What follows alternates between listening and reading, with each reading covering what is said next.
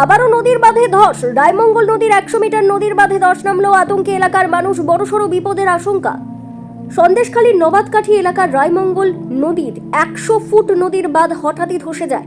যখন তখনই 100 ফুট বাঁধ ভেঙে নদীতে চলে যেতে পারে, যার ফলে বেশ কয়েকটি গ্রাম জলমগ্ন হওয়ার আশঙ্কা। বিগত সরকারের গাফিলতির জন্যই নদীর বাঁধের এই অবস্থা বলে দাবি এলাকার মানুষের। পাশাপাশি এলাকার মানুষ দাবি করেছে নতুন সরকার যেন এসব এলাকায় পাকা বাঁধ নির্মাণ করে। রায়মঙ্গল নদী যেহেতু আমাদের নদী ভাঙন 12 মাস, যার জন্যে রেখাদিদির কাছে আমাদের একটাই আবেদন, আমাদের নদী বাঁধ মেরামত করার কাজ সারা বছর, মানে যাতে আমরা সুস্থ থাকি, ভালো থাকি, সেটাই আমরা বলতে চাই।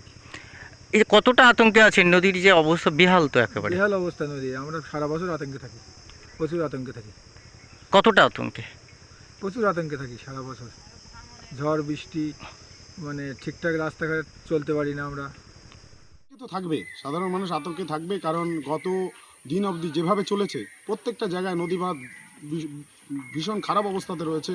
কারণ এরা দুর্নীতি করে এমনভাবে নদী বাঁধটাকে কাজ করার কথা ছিল সেগুলো করেনি, কাটমানি খেয়ে সেগুলোকে নষ্ট করে দিয়েছে, কাজ করতে দেয়নি। কোনো জায়গায় যারা কন্ট্রাক্টর ছিল তারা অন্যের পকেট ভরে গেছে, যার জন্য এই কাজগুলো ঠিকঠাক হয়নি।